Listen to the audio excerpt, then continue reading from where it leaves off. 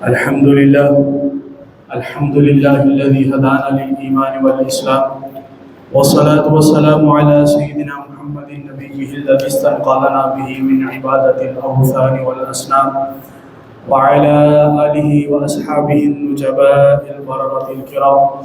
أما بعد، فأعوذ بالله من الشيطان الرجيم. بسم الله الرحمن الرحيم. وإما ينزغنك من الشيطان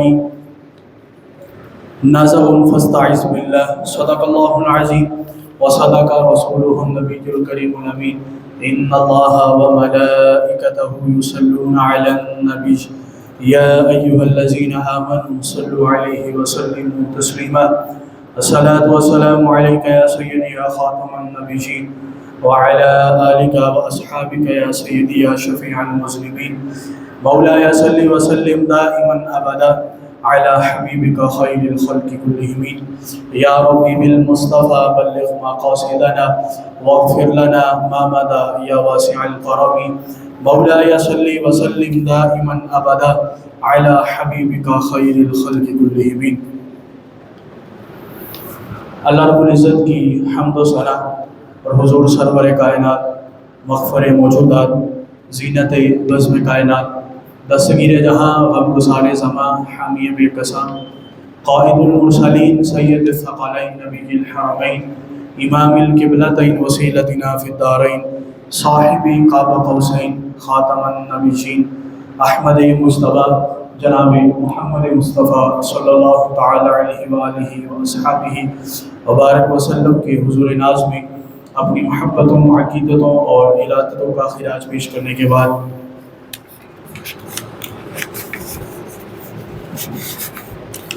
عصر حاضر کے خوشنما قبیح امور پر تبصرہ اور مکر شیطان سے بچنے کا طریقہ، اس عنوان سے چند اہم گزارشات آپ کے سامنے پیش کروں گا۔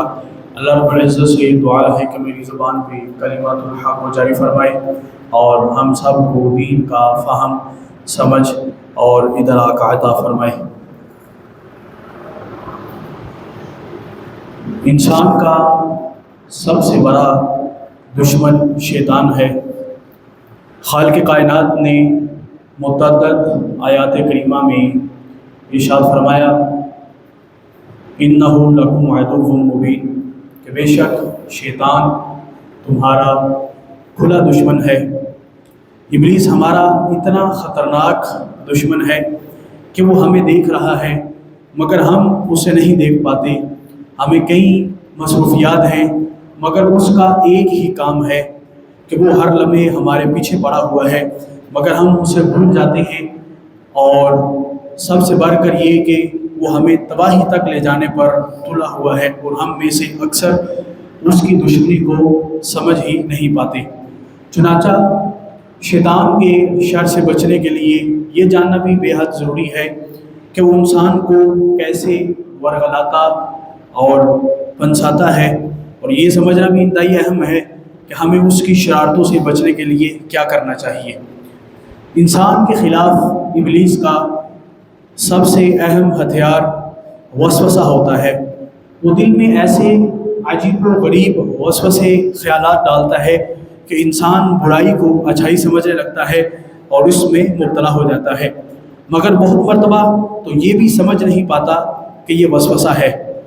اچھے اور برے خیالات کی پہچان یہ ہے کہ اگر وہ خیالات قرآن و سنت پر پرکھنے سے قرآن و سنت کے مطابق ہیں تو ان خیالات کو لے لینا چاہیے، لیکن اگر وہ قرآن و سنت کے خلاف ہیں اور قرآن و سنت پر پرکھنے سے وہ ان سے تصادم کرتے ہیں تو ایسے خیالات کو شیطانی وسوسہ سمجھ کر فوراً اس سے چھٹکارا حاصل کر لینا چاہیے۔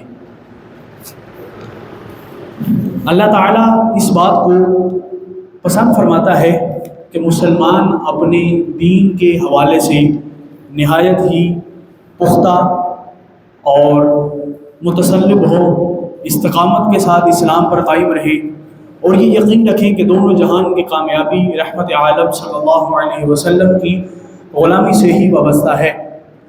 وہ اپنی طاقت کے مطابق اسلام کی سربلندی اور اسلامی احکام کے نفاذ کے لیے بھرپور کوششیں کریں، جبکہ دنیاوی مفادات کی خاطر دینی تقاضوں کو چھوڑ دینا یہ کیا ہے؟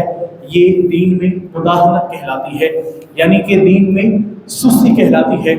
اور آج کل ہم اس چیز کے اندر بہت زیادہ مبتلا ہیں کہ ہم دین کے اندر استقامت اور دین کے اندر تسلط کا مظاہرہ بالکل نہیں کرتے، بلکہ مداہنت کا، سستی کا اور کاہلی کا مظاہرہ کرتے ہیں۔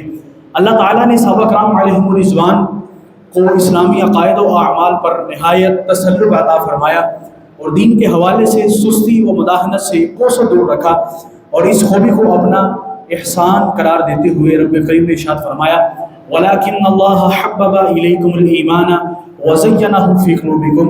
اللہ تعالیٰ نے تمہارے دلوں کے اندر ایمان کی محبت پیدا فرما دی اور اسے تمہارے دلوں میں آراستہ اور خوشنما کر دیا۔ وَكَرَّهَ إِلَيْكُمُ الْكُفْرَ وَالْفُسُوقَ وَالْعِصْيَانَ، اور کفر اور حکم عدولی اور نافرمانی تمہیں ناگوار، ناپسندیدہ کر دی۔ أُولَئِكَ هُمُ الرَّاشِدُونَ فَضْلًا مِّنَ اللَّهِ وَرَحْمَةً وَاللَّهُ عَلِيمٌ حَكِيمٌ۔ ایسے ہی لوگ رشد و ہدایت والے ہیں اور اللہ کا فضل اور احسان ہے کہ اللہ علم والا اور جاننے والا ہے۔ کفار نے سرور عالم صلی اللہ علیہ وسلم کو اسلام کی تبلیغ سے دور رکھنے کے لیے اور ان کو کفر اور شرک سے منع رکھنے کے لیے ہر قسم کا حربہ استعمال کیا کہ حضور علیہ الصلوۃ والسلام کسی طریقے سے اللہ کی وحدانیت کی تبلیغ کرنا چھوڑ دیں، لوگوں کو اللہ کی طرف بلانے کی تبلیغ کرنا، بلانا چھوڑ دیں۔ بڑی کوشش کی انہوں نے، ہر طرح کی تکلیفیں دی، ہر چیز کے ساتھ جو ہے وہ انہوں نے آپ کو آزمایا، لیکن نبی علیہ الصلوۃ والسلام نے ہمیشہ استقامت کے ساتھ دین اسلام کی تبلیغ و اشاعت کی۔ اللہ رب العزت نے اس لیے قرآن حکیم میں ارشاد فرمایا وَدُّوا لَوْ تُدْهِنُوا فَيُدْهِنُونَ۔ کفار آرزو رکھتے ہیں کہ آپ دین کے معاملے میں ان کی رعایت کر کے نرمی برتیں تاکہ وہ بھی نرم پڑ جائیں۔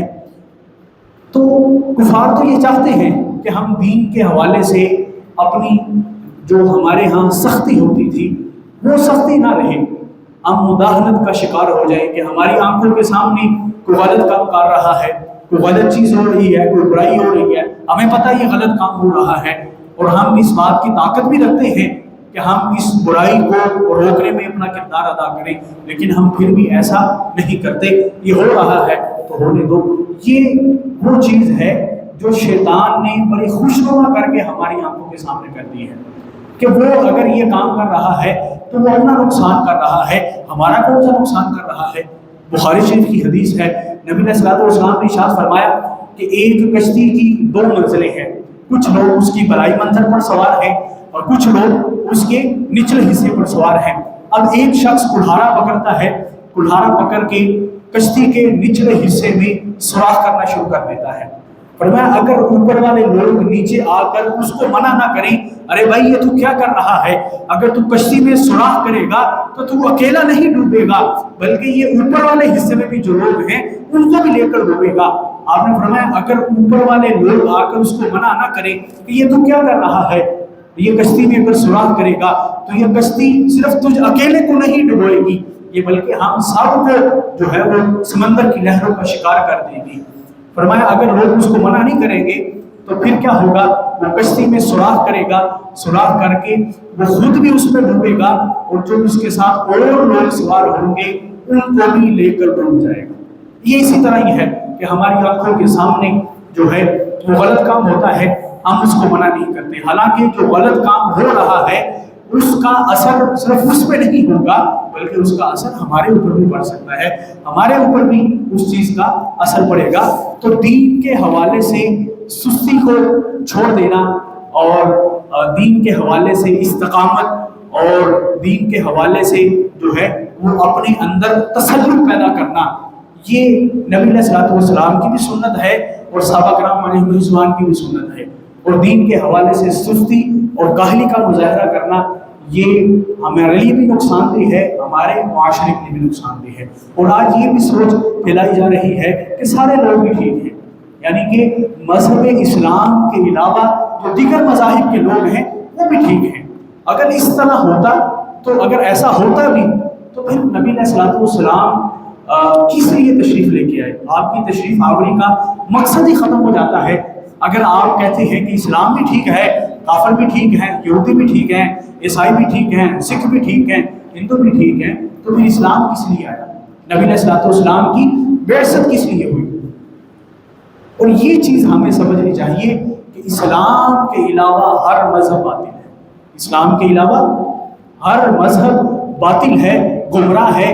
اگر صرف اسلام ہے، جو اسلام پہ چلے گا وہی صراط مستقیم پر ہے، وہی راہ حق پر ہے، وہی راہ ہدایت پر ہے۔ جو اسلام کو چھوڑ کر کوئی اور مذہب اختیار کرے گا تو وہ حق پہ نہیں ہے، صرف اسلام والے حق پر ہے۔ اگر سارے حق پر ہوتے تو نبی علیہ الصلوۃ والسلام غزوہ بدر کا مارکا کیوں لگتا؟ اگر کافر بھی ٹھیک تھے، مسلمان بھی ٹھیک تھے، تو پھر جنگیں کیوں ہوئی؟ اتنے غزوات کیوں ہوئے؟ اتنا قتال اور جہاد کا اللہ نے قرآن میں کیوں حکم ارشاد فرمایا؟ تو یہ دین کے اندر مداہنت، سستی اور کاہلی جو آج شیطان نے بڑا خوبصورت طریقے سے ہمارے آنکھوں کے سامنے رکھ کے پیش کر دیا ہے کہ میں یہ کام نہیں کر رہا، لوگ کر رہے ہیں۔ میں نے مثال دے کے حدیث میں آپ کے سامنے یہ بات واضح کی کہ جو شخص کشتی میں سوار ہے، اگر نیچے والا کشتی میں سوار کرے گا تو وہ پوری کشتی کو لے کے ڈوبے گا، یہ نہیں ہوگا کہ وہ اکیلا شخص اس میں جو سوار ہے وہی ڈوبے گا۔ اسی طرح ہمارے ہاں معمول بنتا جا رہا ہے کہ غیر مسلموں کی جو تقریبات ہیں، مسلم کے جو فیسٹیولز ہیں، ان میں باقاعدہ طور پہ شرکت کی جاتی ہے۔ ہمارے ہاں حکومتی لیول پر بھی، اور اب یہ کلچر چلتا چلتا ہماری کالج یونیورسٹیز کے اندر میں داخل ہو گیا۔ آج 1 نومبر ہے، 1 نومبر ہندوؤں کے ہاں ہولی کا ایک تہوار منایا جاتا ہے۔ اب ہمارے سیاستدان جو ہے وہ مداہنت کے نام پر، رواداری کے نام پر جناب ان کے گرجا گھروں میں اور جہاں پہ ان کی مورتیاں پڑی ہیں وہاں پر جا کر ان کے مورتیوں کے اوپر دودھ پھینک رہے ہیں، ہاتھ باندھ کے ان کے سامنے کھڑے ہیں۔ یہ تو کفر ہے، یہ تو شرک ہے۔ ہم اپنے آپ کو اچھا دکھانے کے لیے اور ہم اپنے آپ کو ایسا مسلمان دکھانے کے لیے کہ جس طرح یہود و نصارہ چاہتے ہیں کہ یہ مسلمان ہو، ہم اپنے آپ کو اس طرح پیش کرنے کے لیے معاذ اللہ کفر اور شرک کی حد بھی کراس کر جاتے ہیں۔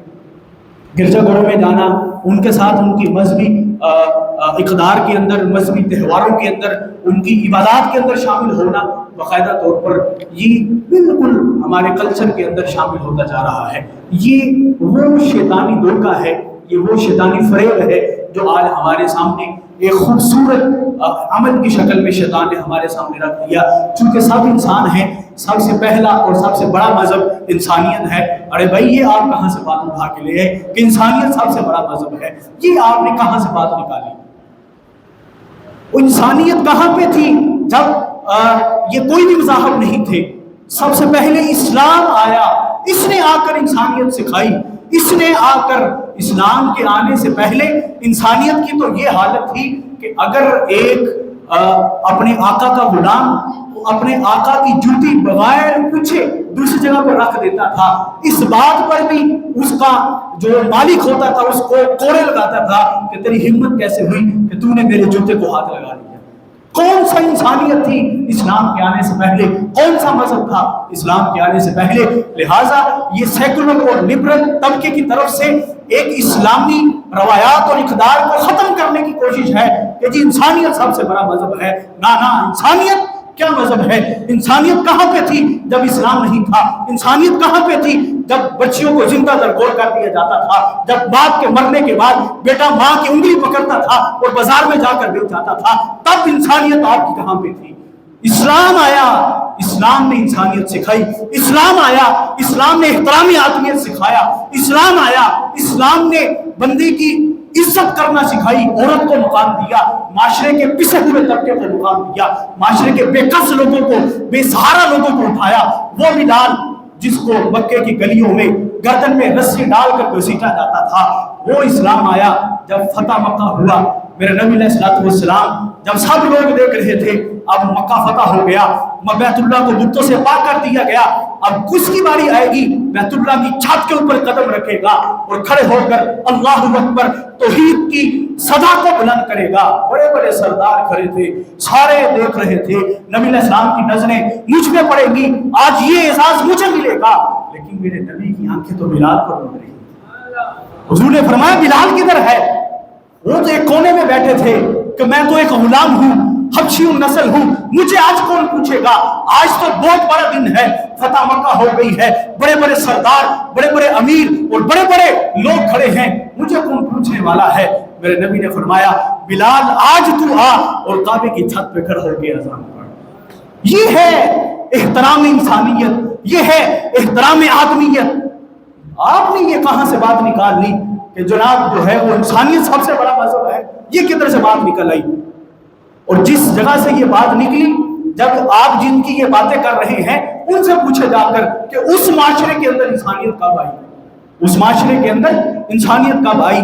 جس دور کے اندر مسلمانوں کا عروج تھا، اس دور کے اندر تو وہ لوگ جو ہے وہ کپڑے بدن پر پہننا بھی نہیں جانتے تھے۔ تو یہ شیطانی دھوکہ ہے کہ یہ ہماری آنکھوں کے سامنے بڑا خوشنما کر کے رکھ دیا گیا کہ جناب دین کے حوالے سے آپ نے ہمیشہ سستی اور کاہلی سے کام لینا ہے، جبکہ اللہ نے قرآن کے اندر فرمایا ہے کہ دین کے وَتُمْ لَوْ تُدْهِنُوا فَيُدْهِنُونَ، اے نبی کبھی بھی ان کے حوالے سے، کافروں کے حوالے سے کوئی نرم بات نہیں کرنی، کوئی ہلکی بات نہیں کرنی۔ اگر آپ ہلکی بات کریں گے تو یہ اور نرم پڑ جائیں گے۔ تو یہ شیطانی دھوکہ ہے جو آج ہماری آنکھوں کے سامنے بڑا خوبصورت کر کے ہمیں پیش کیا جا رہا ہے۔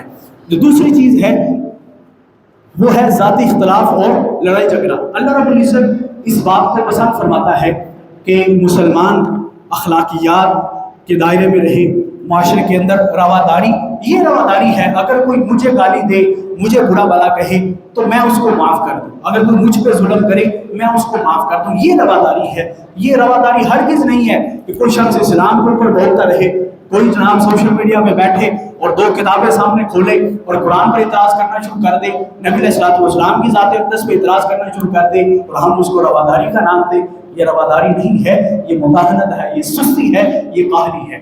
رواداری کیا ہے؟ رواداری یہ ہے کہ ہم آپس میں، کوئی مجھے گالی دے، میرے باپ کو برا بھلا کہے، میری ماں کے اوپر کوئی بات کرے، کوئی مجھے برا بھلا کہے، میں اس کو برداشت کروں، یہ رواداری ہے۔ اسلام اس پہ بات کرتا ہے آپ کو اگر کوئی زیادتی کر رہا ہے، ظلم کر رہا ہے تو آپ اللہ کی رضا کے لیے اس کو معاف کر دیں، کیونکہ جو ذاتی اختلافات ہیں یہ گھروں کے اندر ہوں، معاشرے کے اندر ہوں، ریاست کے اندر ہوں، یہ اللہ رب العزت کی رحمت کو دور کرنے کا سبب بنتی ہے۔ اللہ رب العزت نے قرآن حکیم میں ارشاد فرمایا وَأَطِيعُوا اللَّهَ وَرَسُولَهُ وَلَا تَنَازَعُوا فَتَفْشَلُوا وَتَذْهَبَ رِيحُكُمْ وَاصْبِرُوا إِنَّ اللَّهَ مَعَ الصَّابِرِينَ۔ اللہ اور اس کے رسول کے حکم کو مانو اور آپس میں جھگڑا نہ کرو اور ورنہ تم بزدل پڑ جاؤ گے۔ فرمایا اللہ اور اس کے رسول کا حکم مانو، آپس میں جھگڑا نہ کرو، چھوٹے چھوٹے اختلافات آپس میں نہ پالو، چھوٹی چھوٹی باتوں پر جھگڑا نہ کرو، ورنہ کیا ہوگا؟ فرمایا تم بزدل پڑ جاؤ گے اور تمہاری جرأت اور طاقت ختم کر دی جائے گی۔ یہ آج انڈیویجول بندے سے لے کے، انفرادی سطح سے لے کے معاشرے تک، معاشرے سے قومی سطح سے لے کے ملکی سطح پر آج بالکل ہم اس چیز کا شکار ہیں کہ چھوٹی چھوٹی بات پر گھروں کے اندر جھگڑا ہوتا ہے، چھوٹی چھوٹی بات پر ہمسایوں کے اندر جھگڑا ہوتا ہے، چھوٹی چھوٹی بات پر ہم جس مارکیٹ میں بیٹھ کے بزنس کر رہے ہیں وہاں پہ جھگڑا ہوتا ہے۔ پھر اس سے اوپر چلے جائیں، اس کے اوپر ملکی سطح پر چھوٹی چھوٹی باتوں پر سیاستدان ایک دوسرے کی جناب گریبان پھاڑنا شروع کر دیتے ہیں، ایک دوسرے پر الزام تراشیاں۔ تو یہ آپس کے جھگڑے اور ذاتی اختلافات، اللہ نے فرمایا اس کا نتیجہ کیا نکلے گا؟ اس کا نتیجہ کیا نکلے گا؟ فرمایا اس کا نتیجہ یہ نکلے گا کہ تم بزدل بنا دیے جاؤ گے، تم بزدل بنا دیے جاؤ گے۔ تو آج یہی ہے، ہم انفرادی طور پہ لے کے ملکی اور قومی سطح پر انتہائی ایک بزدل قوم کے طور پہ جانے جاتے ہیں، بالکل بزدل قوم کے طور پہ جو ہے وہ ہمارا ایک دنیا کے سامنے ایک ہمارا رتبہ اور ہمارا فیس ہے۔ جبکہ شیطان کیا چاہتا ہے؟ شیطان تو یہی چاہتا ہے۔ حضرت سیدنا جابر بن عبداللہ رضی اللہ تعالیٰ عنہ سے روایت ہے، حضور علیہ الصلوۃ والسلام نے ارشاد فرمایا کہ شیطان پانی کے اوپر اپنا تخت رکھتا ہے، پھر وہ فتنہ پھیلانے والے لوگوں کو جمع کرتا ہے، اپنے لشکر کو جمع کرتا ہے اور فتنہ پھیلانے والے اور برے اعمال کو لوگوں کے سامنے خوبصورت کر کے پیش کرنے والے پورے ایک شیطانی لشکر کو لوگوں کی طرف روانہ کرتا ہے۔ جب وہ شیطانی لشکر واپس آتا ہے شیطان کو رپورٹ دینے کے لیے کہ میں نے جناب یہ فتنہ ڈالا ہے کہ چھوٹی سی بات پر دو لوگوں کا آپس میں قتل کروا دیا، شیطان کہتا ہے ٹھیک ہے تو نے بھی کام کیا ہے، لیکن وہ قابل تحسین نہیں ہے۔ وہ کہتا ہے میں نے آج یہ فتنہ ڈالا ہے کہ جناب لوگ معاشرے کے اندر برائی کو عام کیا ہے، عریانی اور فحشی کو عام کیا ہے، زنا کو عام کیا ہے، پھر ایک اٹھتا ہے وہ شیطان کو یہ رپورٹ پیش کرتا ہے کہ میں نے آج فتنہ وہ ڈالا ہے کہ دو میاں اور بیوی کے درمیان جدائی ڈال دی ہے، ان میں اختلاف کو ڈالا، اختلاف کو میں اس قدر آگے لے کر گیا کہ ان میں آپس میں نے جدائی ڈال دی ہے کہ شوہر نے بیوی کو طلاق دی ہے۔ نبی علیہ السلام نے فرمایا شیطان اپنے تخت سے کھڑا ہوتا ہے، اس کو اپنے قریب کرتا ہے، کر کے کہتا ہے نعم انت، تو سب سے اچھا بچہ ہے، تو سب سے اچھا بچہ ہے۔ کہ شیطان اس چیز کو سب سے زیادہ پسند کرتا ہے جو چیز ذاتی اختلافات کی وجہ سے میاں بیوی کے درمیان طلاق کا سبب بنتا ہے، اور ہمارے معاشرے میں یہ عام ہے، ہم چھوٹی چھوٹی باتوں پر جو ہے وہ فوراً غصے میں آتے ہیں، غصے میں آ کر بیوی کو مار پیٹ کرنا شروع کرنا، مار پیٹ کے بعد پھر اگلا قدم ہمارا ہوتا ہے کہ ہم ایک ہی مجلس میں کھڑے کھڑے 3 کیا پتہ نہیں کتنی طلاقیں دے دیتے ہیں، پھر ہم بھاگتے بھاگتے مسجد میں آتے ہیں، حضرت صاحب، علامہ صاحب، مفتی صاحب، مولوی صاحب میرا کوئی حل نکالے، میں تو اپنی بیوی کو 3 طلاقیں دے چکا ہوں۔ ارے بھائی آپ نے دینے سے پہلے سوچنا تھا، میں نے غصے کی حالت میں دی ہے، تو طلاق ہوتی غصے میں ہے، غصے میں ہی طلاق ہوتی ہے، پیار میں ویسے بھی کبھی طلاق ہوئی ہے۔ تو ہمیں ان چیزوں کو پر سوچنا پڑے گا، آج ان چیزوں پہ غور کرنا پڑے گا کہ چھوٹی چھوٹے اختلافات کی وجہ سے ہمارے معاشرے میں ڈائیورس ریٹ اس قدر بڑھ چکا ہے، اس کی تعداد اس قدر بڑھ چکی ہے کہ آپ کورس میں جا کے دیکھیں تو آپ حیران رہ جائیں کہ ہمارا معاشرہ کس طرف چلتا جا رہا ہے۔ جبکہ اسلام نے اس کا کیا حکم دیا ہے؟ اگر میاں بیوی کے درمیان اختلاف ہو جائے، یہ کوئی بڑی بات نہیں ہے، اختلاف ہو جاتا ہے کسی بات پر، اگر اختلاف بڑھ جائے تو فرمایا کہ پہلا سٹیپ یہ ہے کہ آپ نے اپنی بیوی سے اپنے بستر کو الگ کر لینا ہے۔ دوسرا سٹیپ یہ ہے کہ اگر ہلکی پھلکی مار پیٹ کی اجازت ہے، ماردار کر کے سر پھاڑ دینا، آنکھیں پھوڑ دینا اور چہرے پہ نشان ڈال دینا، اسلام نے اس کی اجازت نہیں دی۔ ہلکی پھلکی ضرب دے کر اگر وہ راہ راست پہ آ جائے تو ٹھیک ہے۔ اس سے اگلا سٹیپ جو قرآن میں سورۃ النساء میں اللہ نے بیان فرمایا وہ کیا ہے؟ وہ خاندان کے بڑے لوگوں کو جمع کرنا ہے تاکہ آپس میں صلح ہو جائے۔ اگر اس سے بھی نہیں چل رہا معاملہ اور اس حد تک بات آگے بڑھ چکی ہے کہ طلاق کے علاوہ کوئی حل نظر نہیں آ رہا، تو پھر 3 طلاقیں دینے سے طلاق، یہ ہمارے ہاں یہ کنسیپٹ پایا جاتا ہے، جبکہ میں 3 طلاقیں نہیں لکھ کے دوں گا تو طلاق ہی نہیں ہوگی، حالانکہ ایسا بالکل نہیں ہے۔ اگر بات اس حد تک پہنچ جائے کہ میاں بیوی آپس میں نہیں رہنا چاہتے تو مرد کے لیے سنت طریقہ، حالانکہ اللہ کے ہاں حلال چیزوں میں سب سے ناپسندیدہ کام جو ہے وہ طلاق ہے، لیکن سنت طریقہ کیا ہے کہ ان ایام کے اندر جب بیوی ایام مخصوصہ سے بالکل پاک اور صاف ہو، عورت نے اس کے ساتھ مباشرت بھی نہ کی ہو، ان ایام میں صرف 1 طلاق دے، صرف 1 طلاق دے، اور 1 طلاق دینے کے بعد عورت کے پاس جو ہے وہ مدت اور اس کی عدت ہے، وہ عدت کیا ہے؟ وہ 3 حیض ہیں، یعنی کہ 3 دفعہ ایام مخصوصہ کا آنا ہے۔ اگر ان کے درمیان ان کی آپس میں صلح ہو جاتی ہے، میاں بیوی میں جدائی بڑھتی ہے، مرد کو ہوش آتا ہے کہ میں اس پہ غلطی میں تھا، عورت کو ہوش آتی ہے کہ میں اس بات پہ غلطی میں تھی، تو وہ آپس میں عدت کے درمیان بھی صلح کر سکتے ہیں۔ اب صلح اگر ہو جائے تو پیچھے 2 طلاقوں کا اختیار باقی رہتا ہے، اگر صلح نہ ہو، عدت گزر جائے، اب عورت بھی آزاد ہے، مرد بھی آزاد ہے، جو کام آپ نے 3 طلاقوں کے بعد کرنا ہے وہ تو 1 طلاق سے بھی ہو سکتا ہے۔ 1 طلاق دی، اس کی عدت گزر گئی، اب مرد بھی آزاد ہے، جہاں چاہے نکاح کر سکتا ہے، عورت بھی آزاد ہے، جہاں چاہے نکاح کر سکتی ہے۔ یہ سنت طریقہ ہے طلاق دینے کا، اور عموماً اسی طرح ہی ہوتا ہے، معاشرے کے اندر یہی دیکھا گیا ہے کہ جب آپس کے اختلافات بڑھتے ہیں، اختلافات زیادہ ہوتے ہیں تو میاں بیوی میں جدائی بڑھتی ہے، تو جب عورت اپنے ماں باپ کی طرف جاتی ہے تو چند دن وہاں پر رہنے کے بعد اس کو اپنی غلطیوں کا احساس ہونا شروع ہو جاتا ہے۔ شریعت نے یہ طریقہ رکھا ہے۔ اب عدت بھی گزر گئی، دونوں آزاد ہو گئے، اب دوبارہ نکاح کر کے آپس میں وہ میاں بیوی پھر رہ سکتے ہیں۔ یہ ضروری نہیں ہے کہ آپ نے اگر بیوی کو طلاق دینی ہے تو 3 طلاقیں دیں گے ہی تو طلاق ہوگی۔ عموماً اسی طرح ہوتا ہے، طلاق دینے کے بعد ایک بہت بڑا پچھتاوا ہماری آنکھوں کے سامنے آتا ہے کہ یار یہ میں کیا کر بیٹھا ہوں، میرا جو بہت بڑی غلطی ہو گئی، اور اب یہ غلطی ہو جاتی ہے تو پھر اس کا کوئی جو ہے وہ اس کی کوئی پھر اس کا مداوع اور کوئی نہیں ہے۔ تو یہ شریعت کے چھوٹے چھوٹے مسائل ہیں، یہ روزمرہ زندگی کی مسائل ہمیں ان کو سیکھنے کی طرف توجہ دینی چاہیے۔